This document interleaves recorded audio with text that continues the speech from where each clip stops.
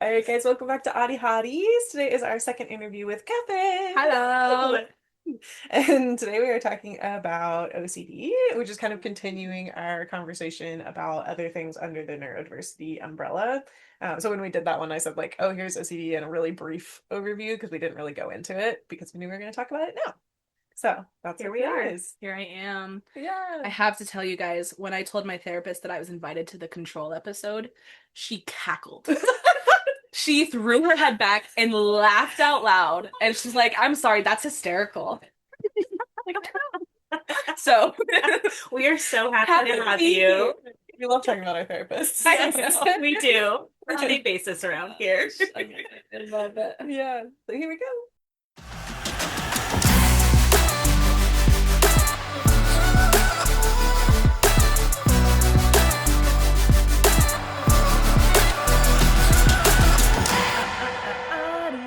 Hotties. Yeah, welcome to the AuddyHottie podcast. Here we are. Guys, I'm Bree. I'm McKenna. I'm Catherine. Back again. Hello.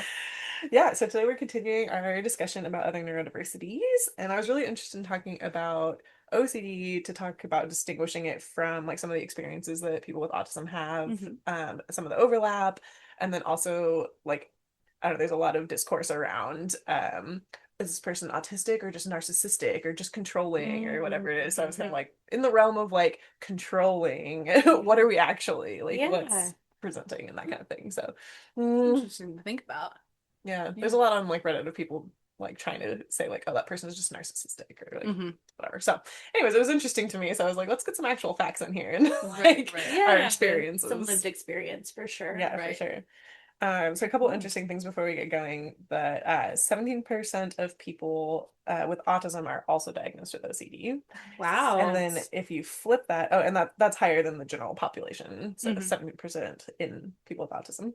And then if you flip that, 25% of people with OCD are also diagnosed with autism. Wow. There we go. It's a pretty high rate, 1 in 4. Well, yeah, we'll be exploring that. Here we So yeah, so we did a quick introduction last time, but anything speed introduction that you want to do this time? speed introduction. Let's see. I don't know. Well, same thing. My gender's still the same, still pretty fluid. We just talked about how I'm very little kid right now, so let's go with boy. Boy. Boy. Yeah. Let's see. Yeah, no. If you want to know about me, check out last week's. Yeah, perfect. Plug it. And then the other ones before that. Yeah. And just keep going. Stay up all night. I love you so much. Oh my God. That was so great. Hilarious. Okay, so I wanted to talk about first just kind of where your story started, what like you had going on before you got diagnosed. Okay. Kind of stuff. Yeah. Well, my experience with OCD was actually, it kind of came out of nowhere. I have always been a very controlling person, and not in like a controlling what other people do and what they think, but just really aware of right and wrong, wanting things to go right, and making sure that all of my actions like line up with what I assume would never lead to disappointment. So I've been seeing a therapist since I was 18. So it's like, I don't even know, 6 years, 7 years now. 8. 20, 26. Thank you.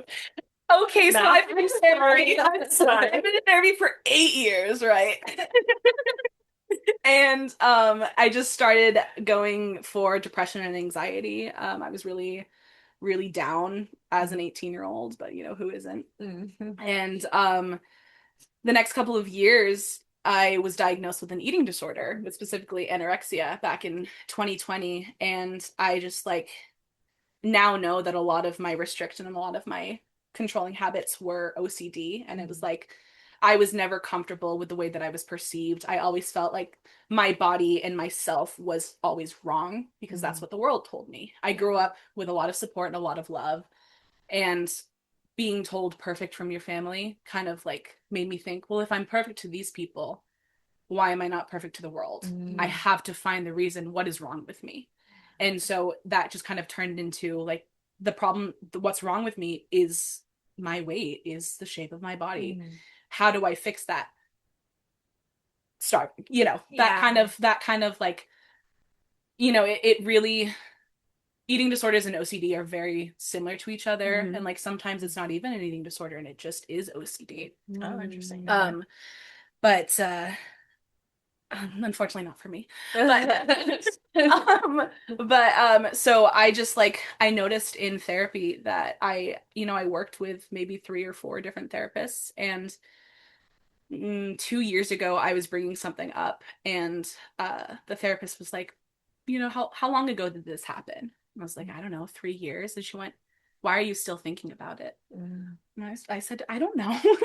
That's why I'm here for you. So I stopped seeing her. Yeah. And So invalidating. yeah, so from 2020 to 2023, I was in my first eating disorder recovery, and I kind of did my own outpatient thing. And then I graduated from that, wasn't doing therapy or anything. And then I realized that I was just not changing.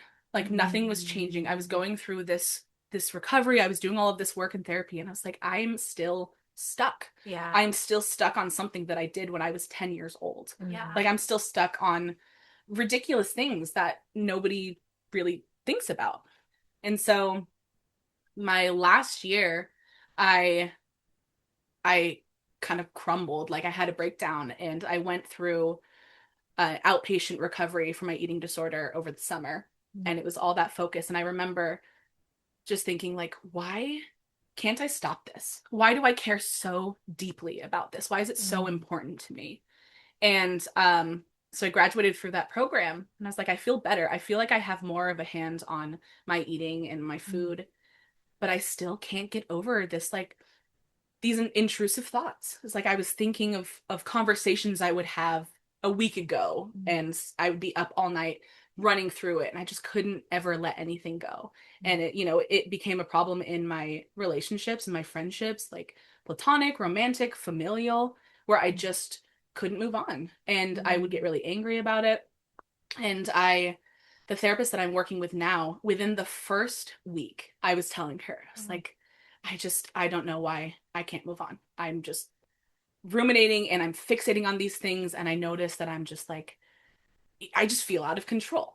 And she looked at me and she said, do you know what OCD is? And I said, yeah, but I'm not manically vacuuming my carpet and cleaning my windows and washing my hands. Yeah. She's like, that's not what OCD is. Yeah. That's what the stereotype is. Yeah. And so we started talking about mental compulsions and how, some people have tangible compulsions of, like, if you have contamination OCD and you're afraid of germs, you wash your hands all the time.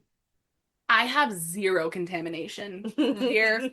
Probably should have more. I'm laughing because I relate. My immune system is phenomenal. Phenomenal. Oh my God. Absolutely. I'm the same way. Yeah. I had this kind of a dark joke, but I had for a while, I was like, I will eat anything except for food. So I'm better now. We're past that. But yeah, so I just brought this up to her, and she was like, yeah, mental compulsions. You don't have to have, physical compulsions. You don't have to be knocking on things 3 times, and you don't have to do that. A mental compulsion can look like never letting a thought go and spiraling and like just continue. I am. Oh, wow. Yeah. She actually, it was so funny one day. I got a message. She texted me. She's like, hey, I saw this TikTok that made me think of you. And I was like, is this appropriate? Should my therapist be texting me right now? I watched the video. Oh, it was so perfect. It was like all about, it was like invisible OCD and how it impacts you. And so what it kind of looks like is so much thinking and so much preparation to make sure that everything goes okay, and like controlling situations, and list making, which is something that I have. If I feel anxious, then I write everything down. If I don't have paper to write it down, I make mental lists about it.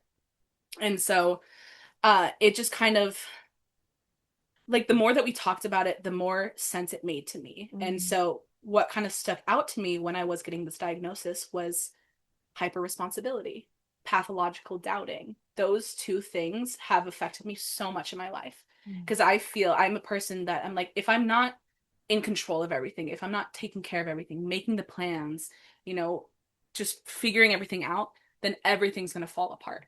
Mm. And that kind of leads me to, well, when things do fall apart, so do I, you know, because I don't have that control anymore. And in my head, when I don't have the control, nothing but bad things are going to happen. And so when things fall, like it's like dropping glass. Yeah. Like, this is so fragile and I have it in my hand. If I drop it, it's going to be terrible. And then you drop it and you see the shattered glass. I'm like, fuck. I can't clean that up. I'm so scared to ask for help to clean it up, because what if I'm lying? What if all of these intrusive thoughts and these control issues are not real? And that's the pathological doubting. So for a long time, I still to this day, it's so interesting. I know logically and rationally I have OCD. Yeah.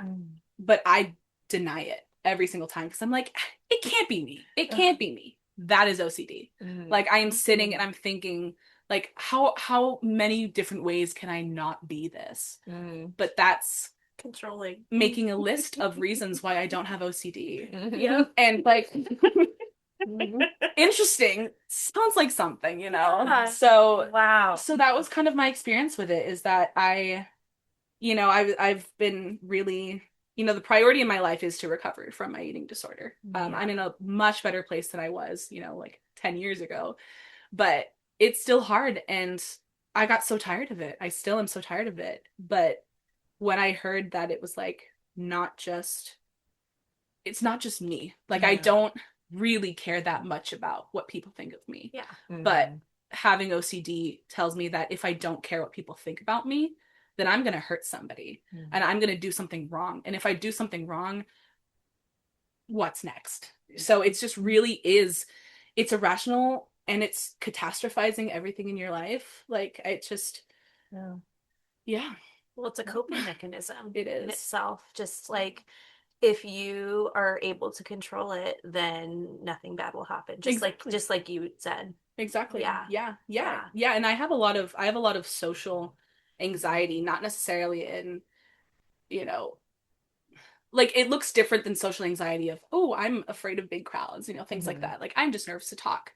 For me, it's, I can't have a conversation easily unless I run through it first and I like prepare for it. Like, I asked you guys for the questions of this, and I was reading through it and I was like, I don't need to prepare for like my life, And so so it was so interesting. And it's just like these little things that pop up. Like, the other day, I'm like juggling house sitting right now, and I love house sitting, but it always gets me to this place where I'm like, I can't handle anything. I did so much better this time, but You don't have to hold back because you house sat for me. No. If you're having a really hard time, I'm so sorry, and please show up honestly. Your house was like a resort for me. Okay, I'm gonna go. I'm gonna be by myself. That's so funny. No, it was literally like, this is kind of silly, but I had a breakdown today because I couldn't, thank you. I couldn't remember if the person I'm house sitting for came home at 11 a.m. or 11 p.m. because I had two numbers, and I had planned for 11 p.m., but my notes said 11 a.m. and I was like, I haven't cleaned the house. I haven't done everything. I prepared for it to be 11 p.m. Yeah. And I was like, panic. Exactly. Oh my gosh, I'm out of control. Exactly. Oh my gosh, what do I do? Exactly. Yeah. It was just immediate panic. And I just, like, ugly cried. Yeah. Like, dry heaving cried.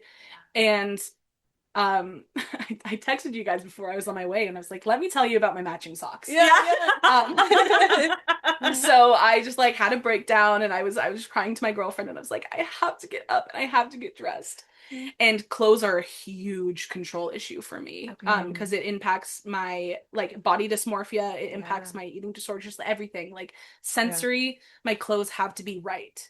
And I was like, I'm gonna wear this outfit today. I like planned it out in my head, and I put it on, and then I thought, well, I want to wear my pink shoes, but if I wear my pink shoes, then I have to have socks that are tall enough so that they show. But if they're showing, then they have to be matching. And like, usually on a good day, I'll just, be like, fuck it, whatever. Socks are socks. Let's go. Let's go. Get out. But I sat on the floor and I like manically dumped all of my clothes out of my basket and I was like digging through and I was sobbing. I was like, I can't find my matching socks. Oh And then it's like, God. do I change my socks, which means I change my shoes, which means to change my outfit. Exactly. Like, yeah. Exactly. But I if may I not change feel my right. outfit, then it's not my comfort outfit. And then I'm going to be uncomfortable when I'm out. And I'm going to be thinking, blah, blah, blah. It's just so complicated. And it's so exhausting, like not having a simple mind. It's just, I have to think about everything I do because I'm so worried about causing harm and like doing something wrong. Uncertainty. I'm so uncomfortable with discomfort. And that shouldn't be what being a human is. We should be okay with being messy. We should be okay with being emotional and making mistakes, but I'm so scared of that. And for what, Yeah. Well, I am too. I mean, and that's what I just like, you're not alone. I think that is that's such a not universal experience, but I think that there are so many people that feel the same way. Which is really interesting too, because I have a couple of people in my life who have OCD, and there's people I like think of off the top of my head. I'm like, you probably do too. And there was a point where I noticed like so many people are diagnosed with this. I can't be, and then that comes in with the pathological doubting. And so it was really interesting in a sense of, I want to feel this community, but my mind is so doubtful of my own diagnosis that I don't know how to. I don't know how to open up. I don't know how to be vulnerable. And so I'm fairly new to this. I was diagnosed back in like November, December. I think right when I met you. That's wild. I didn't know that. Yeah. So okay. I've known you as long as I've known my OCD. I like you more. I'd like to keep you around. Gotta go. Oh God. I was like rubbing my brain. I was like, get these thoughts out. Yeah. If I could just massage them away. Yeah. Right. Yeah. I have so many like follow-up questions. I know. But awesome. I think I wanted to go back to first. So with OCD, my understanding is that it's not necessarily something that you're born with or not, that it's something you can like develop or like can come and then go. Do you feel like that's true for you, or do you feel like you've always had it? That's what I'm trying to figure out right now, because I know that there's people, because it can be genetic. Like it's the psychological question of nurture versus nature. And I know people who have been diagnosed because they developed it like within a year. For myself, I thought it was definitely like, oh, when did this start? Did this start, 5 years ago in the pandemic, when I had nothing to do but sit with my thoughts and what I wanted to change in my life? And I think that was a trigger point of when it kind of got bad, because it was also, I mean, nobody liked the pandemic. And that was when I got my diagnosis for my eating disorder. And so I felt very out of control. I was like, they're taking away my disorder. What am I going to do? So I think that kind of spiked it in my adulthood. Sure. But as I'm talking about it with my therapist, she's like, let's go back.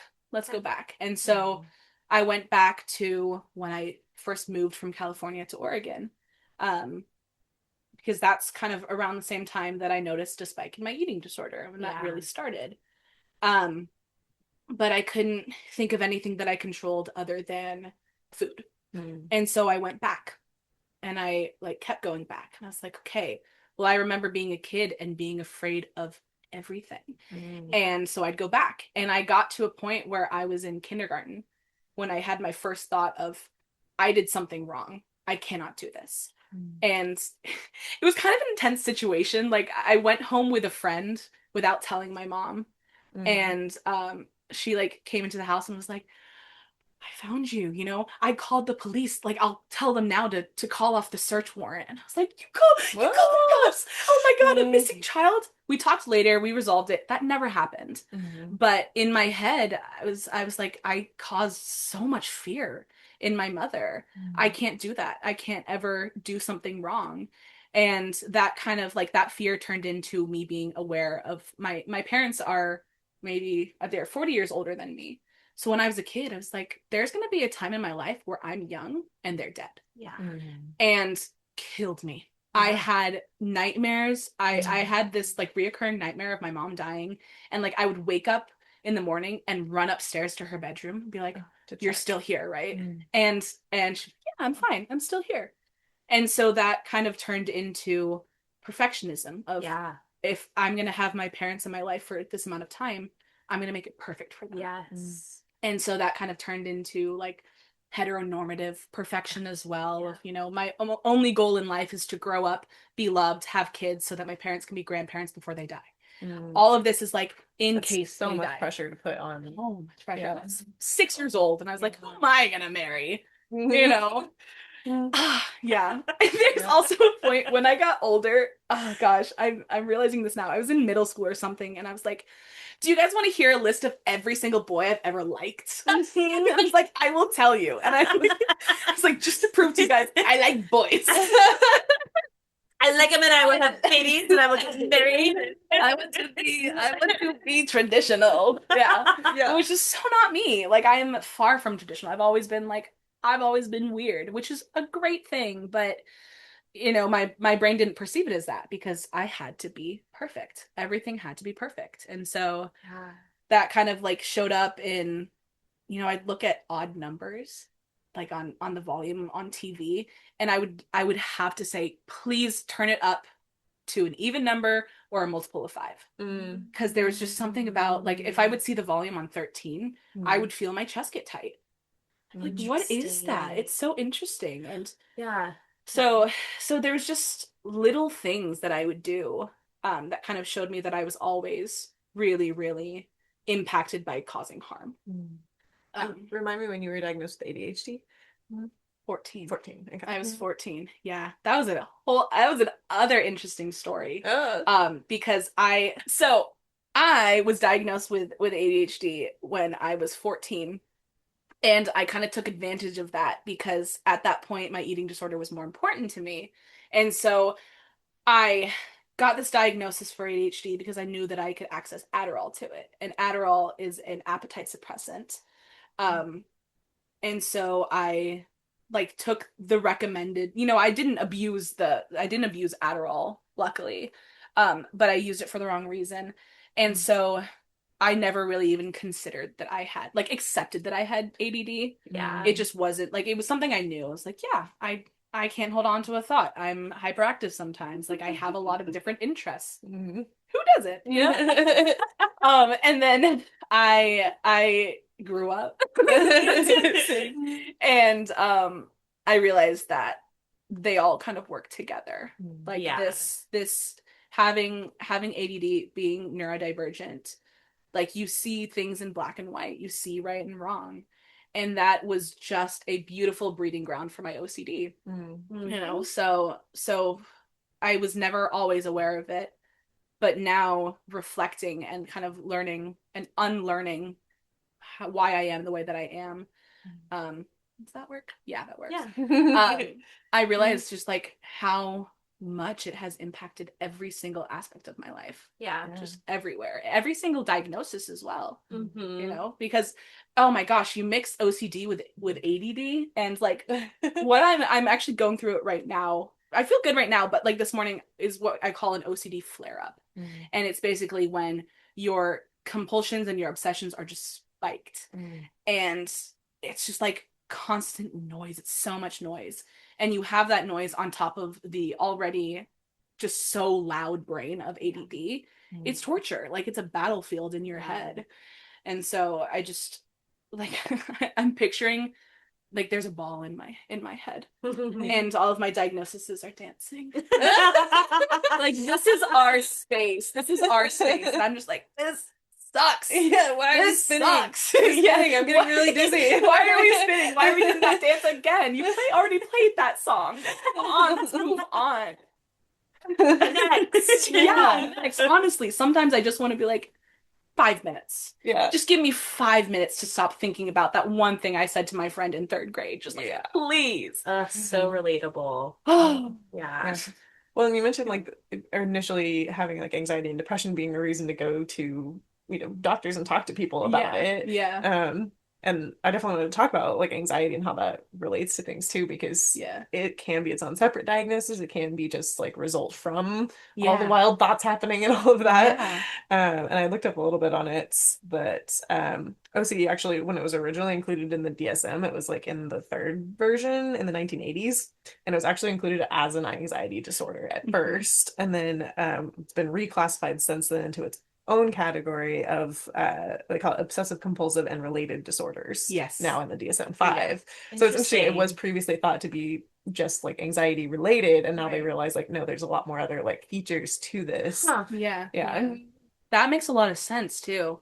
Because I've thought that sometimes of like, is my anxiety real or is it my OCD? You know, Mhm. where does this anxiety come from? What does it feel like? What's anxiety versus intrusion? You know, Yeah. what does that look like? Yeah, similarly with me, I wonder like, is it anxiety or is it sensory overload or is it Mm-hmm. shutdown or is it meltdown? Mm-hmm. Like, where is that Rumination. line? Yeah. Yeah. Yeah. Yeah, Right. it's hyperfixation. Yeah, it is so interesting to hear you talk about your experience. You talk about your experience. I feel like I've had a flare up too of Mm-hmm. just like so much brain chatter, so much rumination, so much of me knowing I need to let go, but like I can't. Mm-hmm. And it's just interesting to like be talking about all of these different experiences. And it's like, what is it? And I Mm-hmm. think that intellectualizing, as we all know, is so much easier than feeling. Yeah. Absolutely.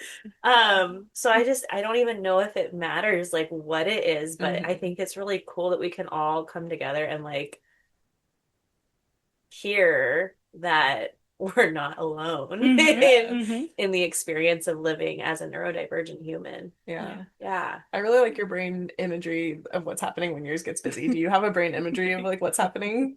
I have one I'll share too, but Brain imagery. yeah, like when your brain's feeling really busy or you're like going into that like meltdown, shutdown, is there like a picture of what's happening in there or is it just You know, it could be just static, we don't well, know. I would have to say that it's actually a lack of imagery that happens, which I think I've told you about of like visualization is always something that's hard for me. And so it like actually completely disappears when I am dysregulated and it Mhm. just feels like chatter.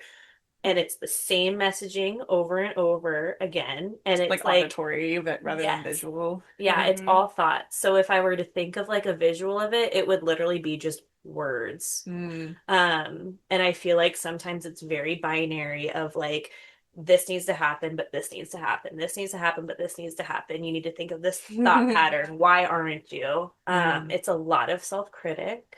Yeah.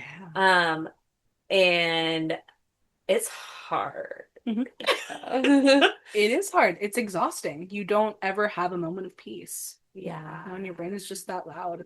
You can't let anything go. Yeah. And I feel like too, I know what helps in those moments, and sometimes it's really hard to bring me to those helpful tools. I Mm-hmm. think that is where like ADHD comes in with that task Mhm. initiation being really hard to access sometimes, Mhm. especially being dysregulated. Mhm. But I do notice that like if I take a shower or I'm able to go to a soaking pool or I'm able to cry, like Mm-hmm. sometimes I will throw on a song that I know will make me cry, and it Mm. just like silences Yeah. my brain. And it's I'm so lucky that I've been able to find tools that work like that.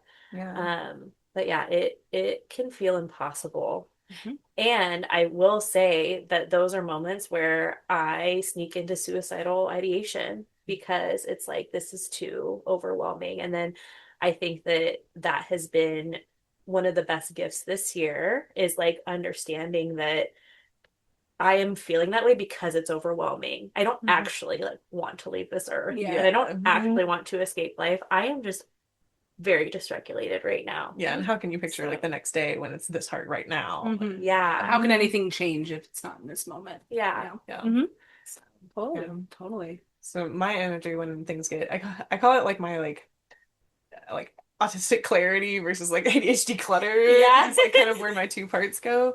But like if I'm having a really good day and things are organized in my brain, it's like a file system that's like very small, it's very specific, and like I can just go right to like whatever file it is I'm looking for. It's organized. I literally picture like a file folder in my brain. I can just and like pull out the piece of information that I'm looking for. I love that. And when I'm having a bad time, it's like that, it like increases to like a warehouse size and just like things stacked randomly and like papers in unorganized places. And just like executive dysfunction of like I'm trying to find this thing, but it's an A and it's not labeled in the A folder, it's like in the B folder, but then the B folders are like on top of another. Like my brain is like in there like just like Yeah.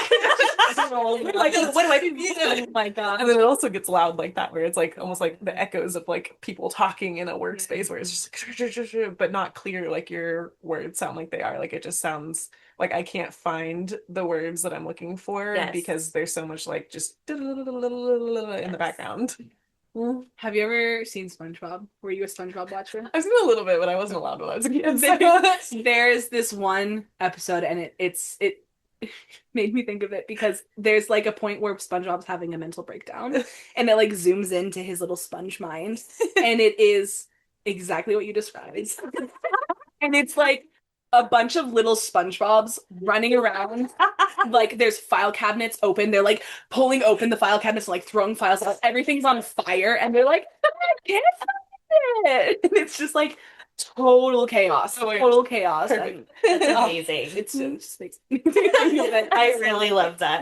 That's great. Have either of you seen Inside Out too? Yes. Yeah. You mean have I watched my life in front of my eyes? I know. Yeah. I know. Yeah. The scene at the end where anxiety is at the control panel, it makes me cry every time, and I might start crying right now. Oh, yeah. But like her just like trying to control everything in her life, and like she just can't like ground herself, and then like has a tear fall from her cheeks of just like this is so I know. Yeah. Every time that comes on, I'm just like, wow, that is it. Mhm. That is what happens. Mhm. Yeah. And I think that that goes back to like what I was saying earlier of like it could be anxiety, it could be OCD, it could be autism. Like Mhm. I don't think it matters what it is, but that experience is so important to like talk about. Yeah. It is, and also talking about it takes away the power of it. Yeah. You know, a lot of my OCD and why I can't necessarily be vulnerable or say what I want to say is because I have magical thinking, which is like I fear that if I say something, it'll come to life. So I kind of like stick everything inside, and I'm like I can't talk about anything I'm dealing with because what if it's a thought in my head and then I say it into the world and suddenly that's real. Suddenly Wow. terrible things are going to happen. And so I really, really struggle to say, you know, I don't struggle with honesty because I can be honest, but I struggle with saying what I need, being honest about my needs, being honest about, you know, being disrespected, being honest about when things are hurting me. That's when I really kind of shut down. Like, I can't bring this forward because if I bring it forward, then it'll come true. But also, what if it impacts another person? And so it's just like there's so much you try to control within yourself. And like other people are responsible for how they react. I am not. I do not have to sit here and calculate every single thought, every single word I have in order for the person to have a good response so that they don't feel bad. Like if I cause harm, I cause harm. And that's something that I need to be okay with. Like I need to be okay with things going wrong, but it just hurts. But like, did you know that? Did you know that like you actually don't have to take care of people's feelings? Like you don't get to control other people's reactions. Like I feel like I just didn't even know that for so many years. Yeah. Absolutely. I thought it was just like I saw my mom do it. Yeah. You know? So why can't I do it? Yeah. I saw my mom take care of everything and, you know, have moments of anxiety, but like, you know, everything from what she showed me was under control. And so I have a lot of respect for my mom. And I thought, you know, she's lovely. She's wonderful. I'm going to be exactly like her. But I took that too literally and I ran with it and forgot myself. And we don't really ask our parents' experiences either. No. Like it was less than a year ago that I thought to ask my mom about what her experience was when my dad passed, and like Oh yeah. because I wasn't at home while she was going through the process of his treatments and Mhm. stuff, and like I realized that and was like, oh my God, like am I self-centered? Like am I? But no, Yeah. you're just not shown like. Yeah. Like I was shown, you just stick through it and you Mhm. put up with it and you take care of business and Mhm. like yeah, you just Exactly. yeah. So we don't Yeah. really see that like yeah, she had all that stuff under control and everything, but inside was she that in Yeah. control? Was Like she actually like freaking out about it? You know, what were mhm. the conversations that happened?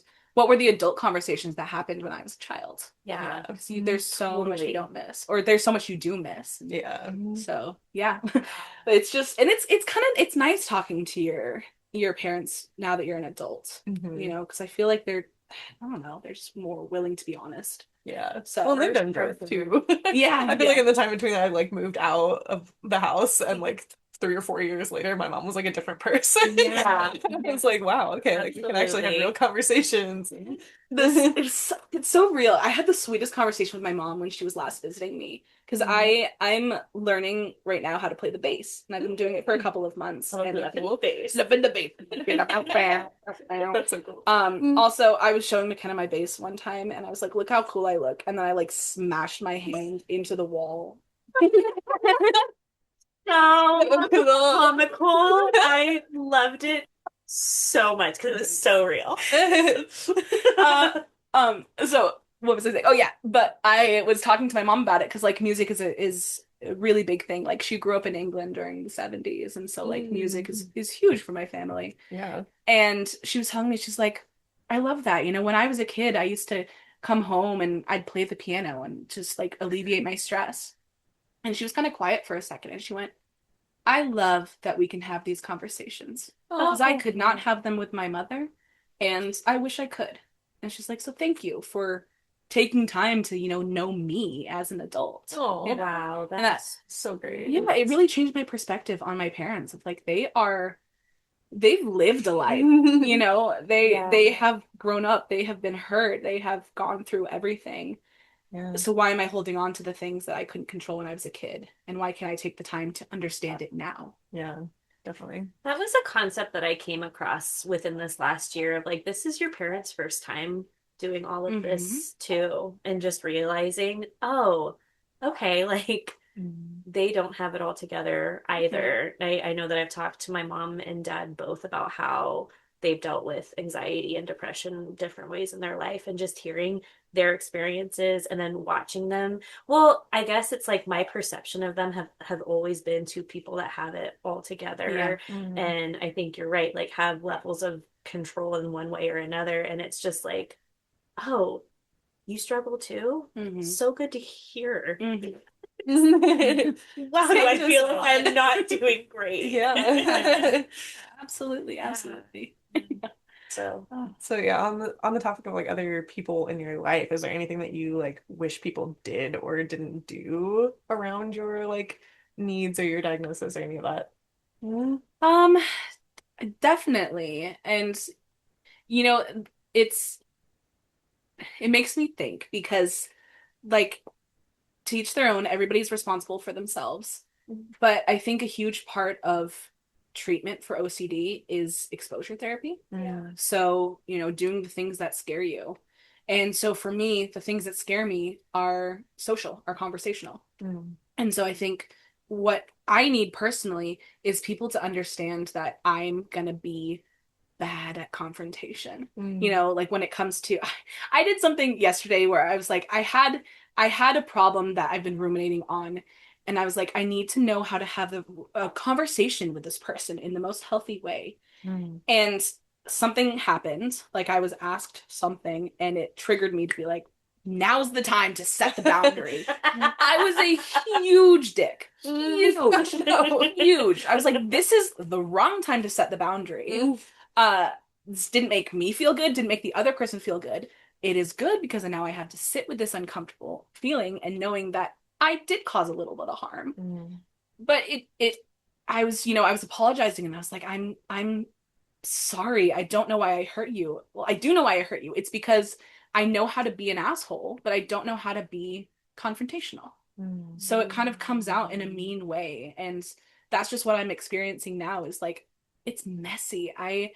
You know, standing up for my needs and asking for things looks bad because I don't know how to do it and it's practice. So like all I would say is just be patient with the people in your life, and you know, you can be upset, you can be frustrated at it. Like I know people in my life, my OCD impacts everybody in my life in bad ways, in ways that they don't even know. And you know, that's hard to sit with and that's hard to live with. So as much as it's important to be patient and accepting of different things that people are trying, it's also good to hold them accountable. Yeah.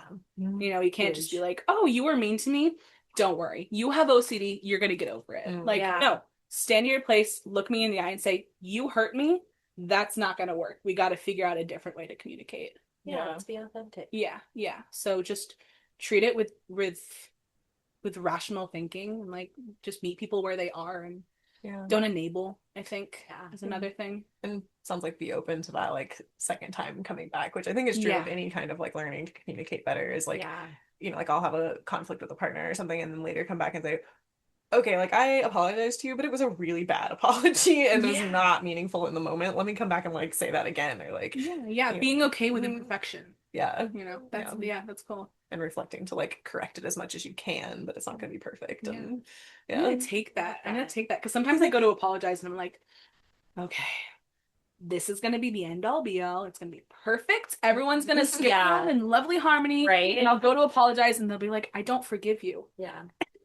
Oh God, it sucks. Like I can't. Ugh, it feels icky. Like I have this one phrase when things are bad for me and don't feel good. I literally say I'm gonna rip off my skin. Like I can't be here. I'm gonna rip off my skin. Just like get me out of here. It's so uncomfortable.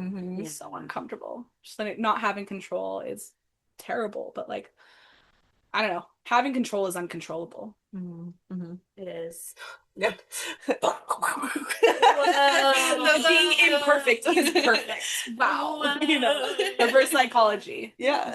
Well, and I wonder too if part of that exposure therapy is just helping you to be more comfortable in having discomfort. Yeah, definitely. Like I wonder if that's like a huge part of the being out of control, is it's such an uncomfortable feeling that like being more comfortable with being uncomfortable.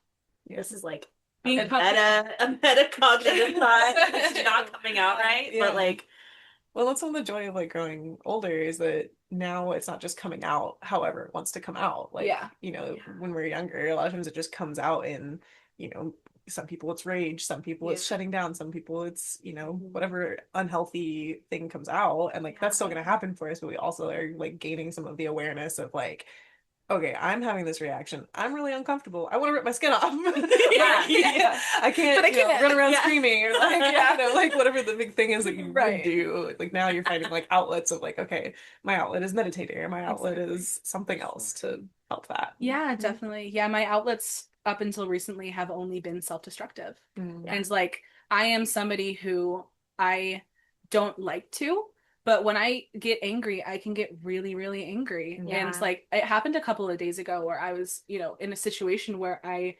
got to a point where I was just like, I was yelling. And I put myself in a really dangerous situation because I was also driving when I was doing this. So I was like rage driving downtown Portland. And I was like, my senses are not all intact right now. But yeah, dysregulated. And like, I parked the car and I was like, literally white as a ghost, shaky, because I haven't been that mad in a really long time and it doesn't feel good.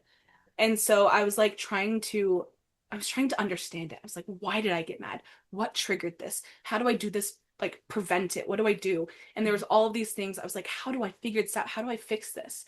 And then I realized I have to feel shame for what I did. And I have to forgive myself for doing that. Because if I don't, I'm going to sit on this, I'm going to ruminate this, and I'm going to fixate on every little reaction from the other person. And I'm just going to think myself into a hole. How many times have I said hole on this podcast? I don't know once. Yeah. Maybe that was the first time I've heard it. But maybe I'm counting. What is that? Well, I think some of that is developing the like self-love enough. Yeah. Like I am doing something unsafe for myself. I am self-harming. I am doing something that's Yeah. not good for me. What do I need to do? I need to stop. I need to like Exactly. take Take this through. accountability. Yeah, Mhm. absolutely. It's same thing with like most of my diagnosis. Like if I have a relapse in an eating disorder, like I have to hold myself accountable and say, hey, I'm engaging in really self-destructive behaviors. If I don't say something about it, it could be dangerous, you know? And like being okay with, again, being okay with being messy. Like that's, I know I'm imperfect, and saying like, I'm sorry for being rageful and, you know, being dangerous doesn't, you know, it's not like saying I'm never going to be angry again, because that's unrealistic. But it's saying that like I have the self-awareness to know that my resources are not healthy, and that needs to change. Yeah. I need to love myself enough to choose the ones that I want to do instead of what my body's just doing for me. Exactly. Yeah. Well, and going into like being okay with showing up messy, I think that it is so uncomfortable to do that and to be out of control and to just let people love you as you show up as you are. I know that that is something that's super, super hard for me. Yeah. I just had a situation where I was very much masking in front of someone that I was getting to know. And then, like, I had an unexpected conversation with her and showed up so anxious and shaky. And it was almost like all of what I had been like holding back and masking just like came out in that moment. And she just held me. Like she just let me be who I was and show up in that. And I think that like cultivating more experiences where you can have the safe space to show up messy. And of course, I felt so much like shame afterwards for like showing that part of myself and being vulnerable and just like not. I was like, oh my God, like that just happened. I'm so embarrassed.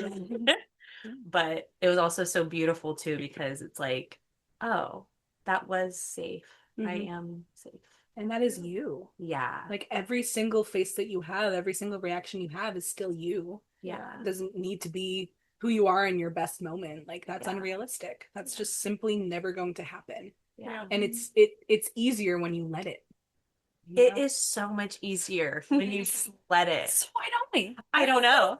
Hey, give me the wow. Oh, let's just let go of everything. Yeah. You know what?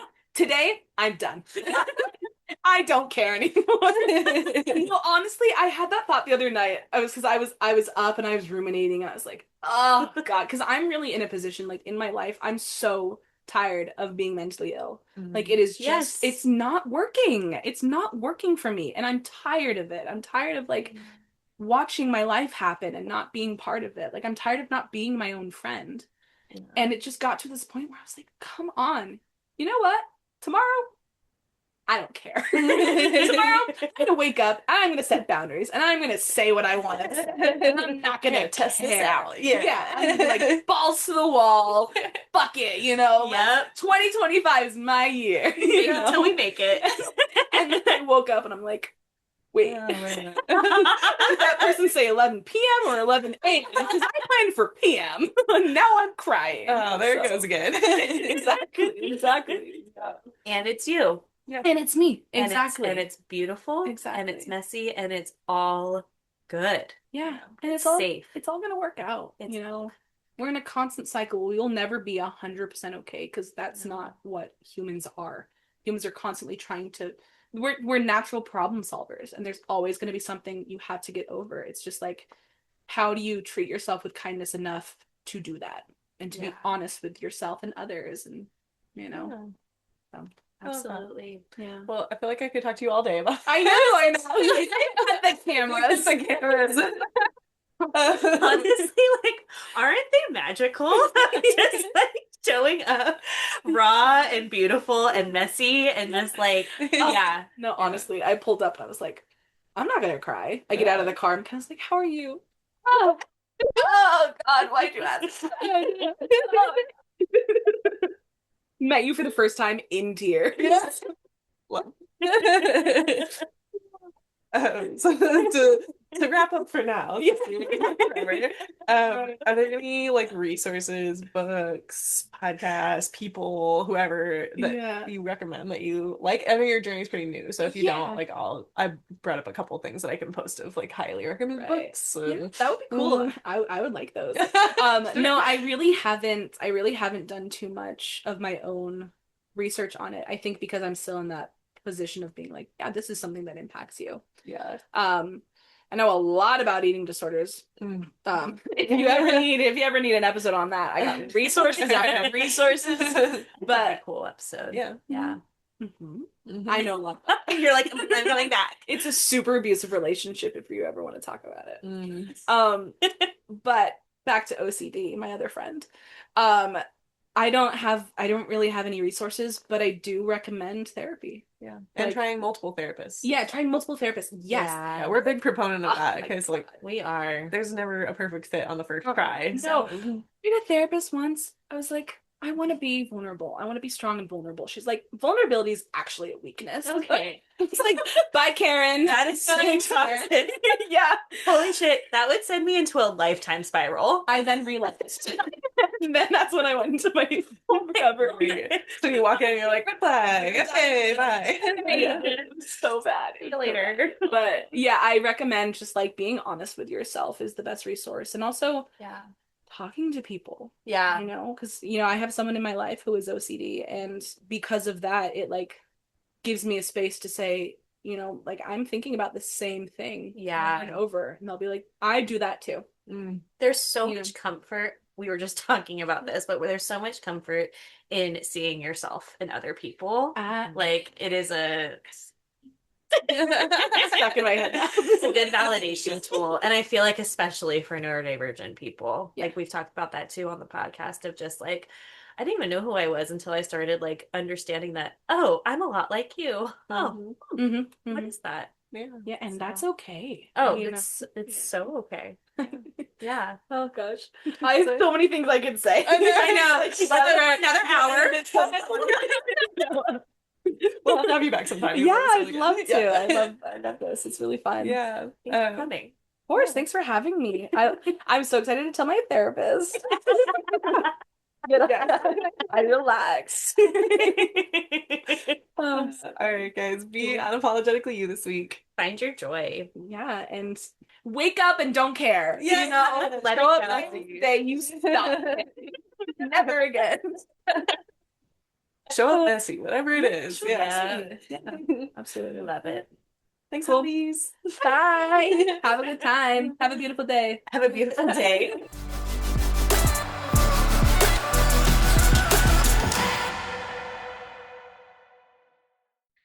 Thanks for joining us this week. You can find us on Spotify, YouTube, and Apple Music. Please like, subscribe, and leave us a review. We could use some of those. If you want to get pictures that go along with our episodes and follow along, join us on Instagram and TikTok. Thanks Hotties. Bloopity bloop bloop. Bloopers! Okay, yeah, so it only caught the first part of your story about. Okay. So it cut off after you saying you got diagnosed when you were 14. Okay, cool. For the ADHD. So that's an interesting other story. ADD. Perfect. Okay. So, interesting story I've never told before. Bloopers. I love that. The video cuts out for 2 minutes. It's all a part of the illusion. I know this time. Okay.